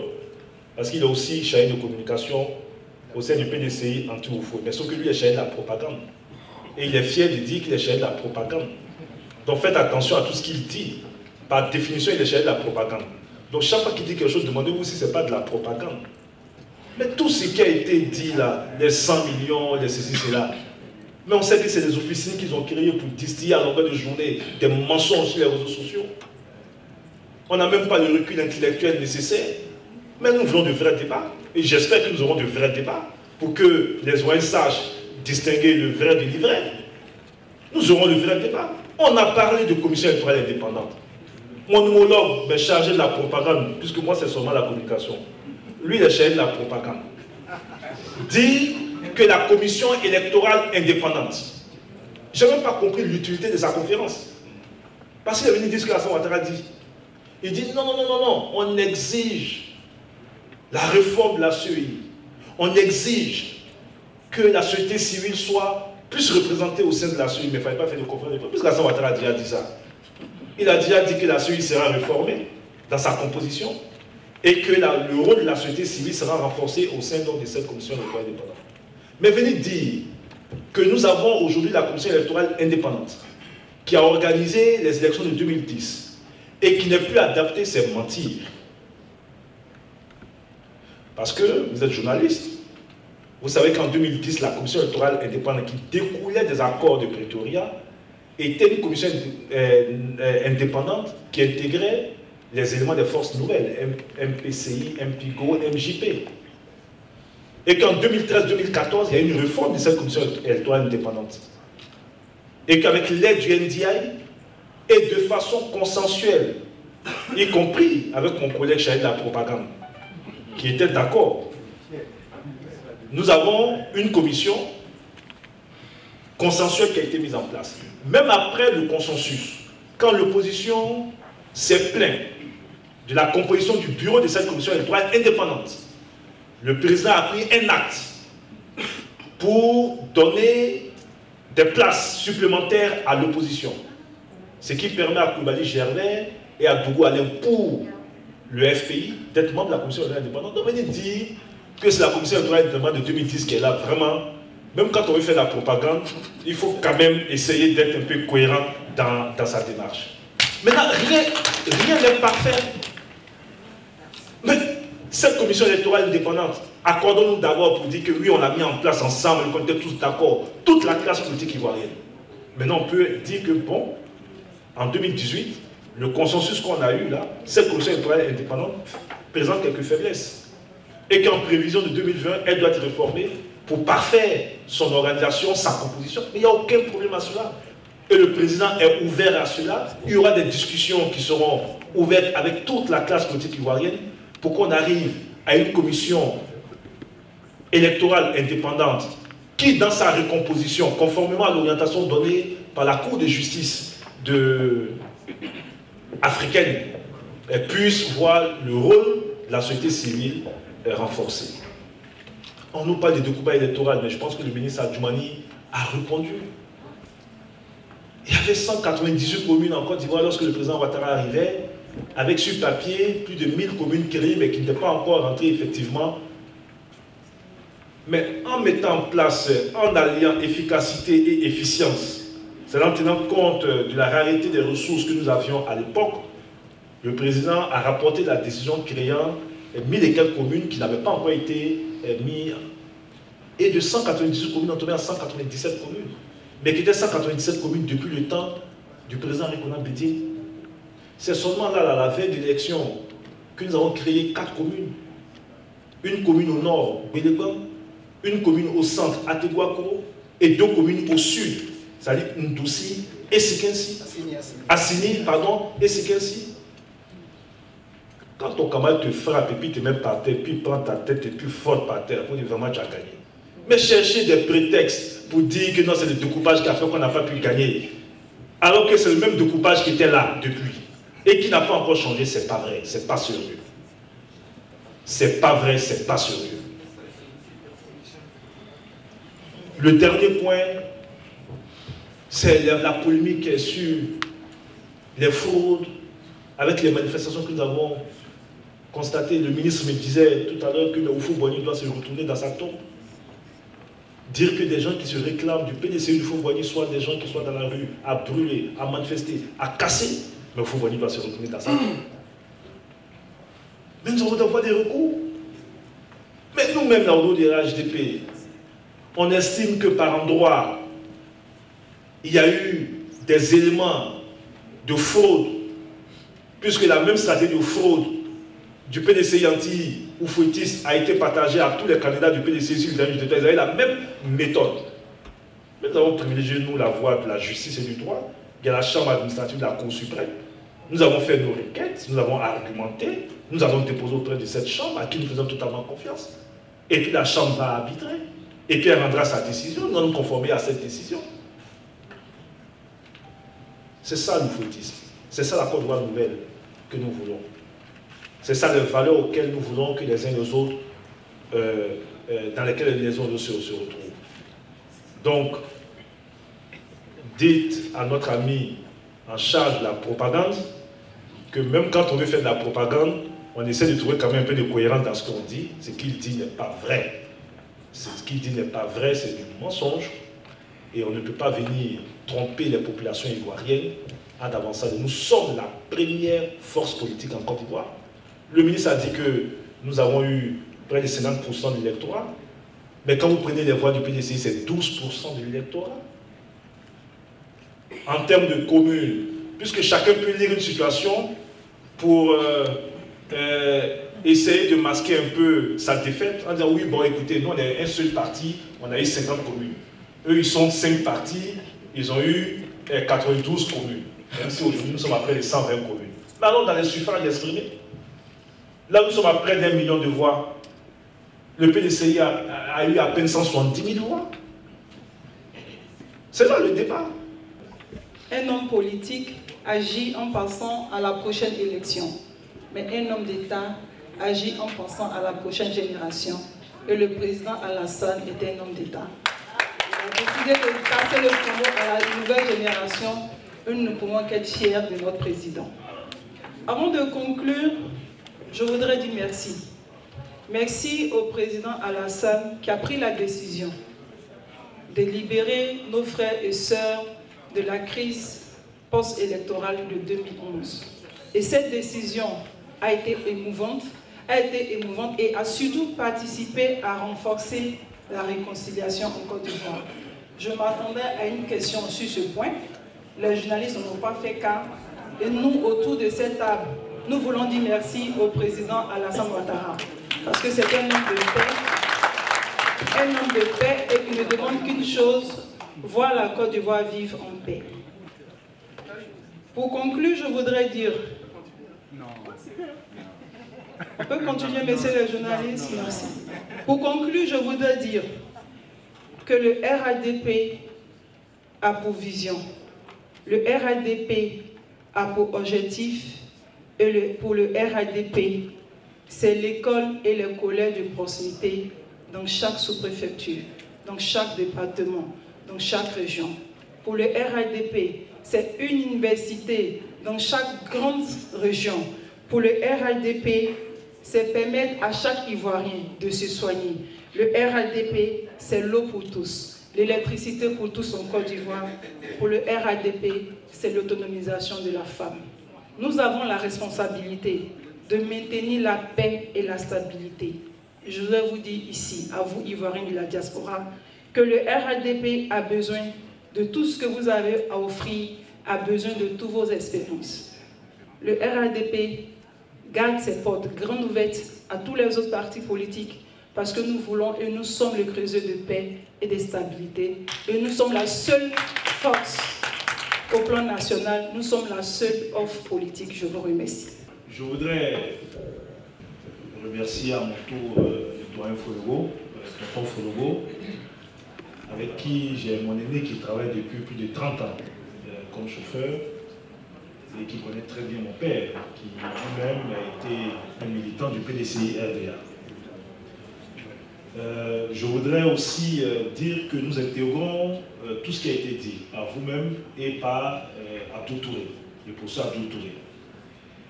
et que nous prenons l'engagement de tout mettre en œuvre pour aider au renforcement des liens au sein de nos partis politiques, au renforcement de la cohésion au sein de la grande famille oufouetiste. Et que nous ne ferons rien qui puisse permettre donc de mettre la distance entre nous. Je voudrais aussi remercier à la suite d'Ali tous nos militants qui ont effectué les déplacements. Remercier la presse et espérer que les quelques éléments d'information que nous avons mis à disposition a permis donc d'éclaircir les laternes sur un certain nombre de sujets d'intérêt national. Ma principale conclusion, c'est de dire que, et je vais dans le sens de mes prédécesseurs, notamment nos dénonciers, le RHDP est véritablement l'avenir de ce pays. Ne serait-ce que par le contenu de ses objectifs. Je voudrais m'adresser aux jeunes générations. J'ai eu à le dire à Trècheville, j'étais avec Anoblé.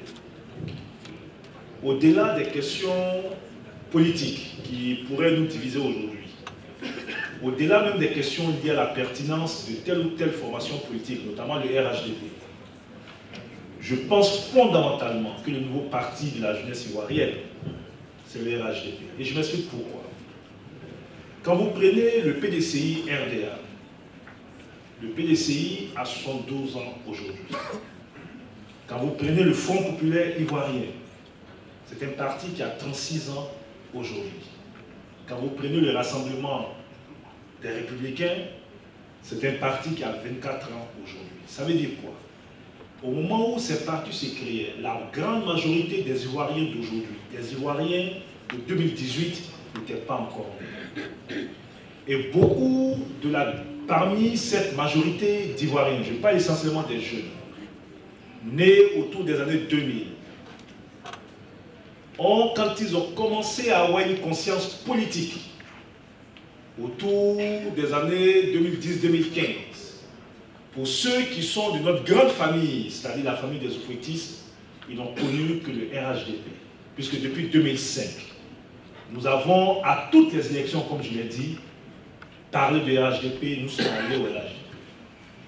Je disais, ce n'est pas une boutade, à chaque génération, son parti politique.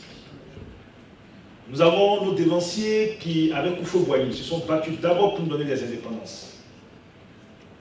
Ensuite, se sont battus pour construire et développer ce pays. Le président Houphouët-Boigny a dit en 1986 qu'après lui viendra une nouvelle génération qui ira plus loin. La transition vers cette nouvelle génération est assurée aujourd'hui par le président Alassane Ouattara, qui est en train de poser les fondamentaux de la Côte d'Ivoire moderne, que les générations futures viendront poursuivre, dont les générations futures viendront poursuivre. Le RHDP, ce nouveau parti qui est en train de naître, qui épouse l'ère de son temps, est réellement le parti de la jeunesse. Cela n'empêche pas que les autres partis qui ne sont pas oufouettistes, comme on le voit en France ici avec le PS, qui fait l'objet des débats actuellement sur la possibilité de changement de nom, ou le Front National qui a changé de nom, ou le RPR qui est devenu après UMP, qui est devenu après les Républicains, cela n'empêche pas que les autres partis politiques s'interrogent sur leur statut en corrélation avec la majorité sociologique de ce pays, notamment les jeunes, et se modernisent. Nous voulons nous moderniser, et l'outil moderne que le président Alassane Ouattara veut laisser à cette jeunesse qui veut passer par un canal politique pour apporter quelque chose à son pays, c'est le RHDP, parti du rassemblement de tous les Ivoiriens, parti de paix et parti pour le développement de notre pays. Je vous remercie. Abdou Touré, Monsieur le Président Didier Bagnon, le doyen Touré, Mesdames et Messieurs, en vos rangs, grades et qualités, Messieurs les ministres, Monsieur le délégué RHDP, Madame la vice-présidente de l'Assemblée nationale. Monsieur le ministre, je suis un homme heureux ce soir parce que autant vous savez ce qui se passe en Côte d'Ivoire parce que vous êtes sur le terrain, ce monde prouve que le RHDP est vivant ici en France. Je voudrais signaler à toutes fins utiles qu'on nous a donné une semaine pour mobiliser la diaspora de la France pour que les ministres qui sont venus d'Abidjan puissent s'entretenir avec nous. Je voudrais féliciter le comité d'organisation et toutes les parties prenantes qui ont abattu un travail de fourmi en un temps record. Je ne vais pas être très long. Monsieur le Président Fologo, je vous dis merci.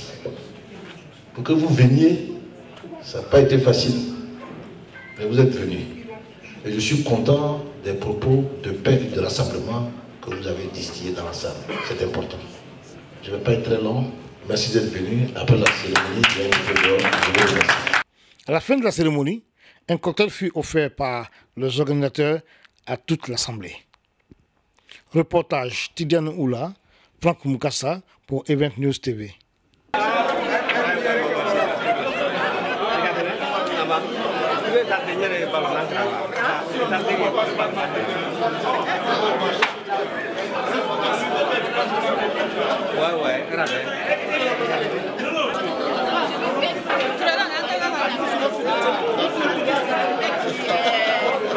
Non mais non.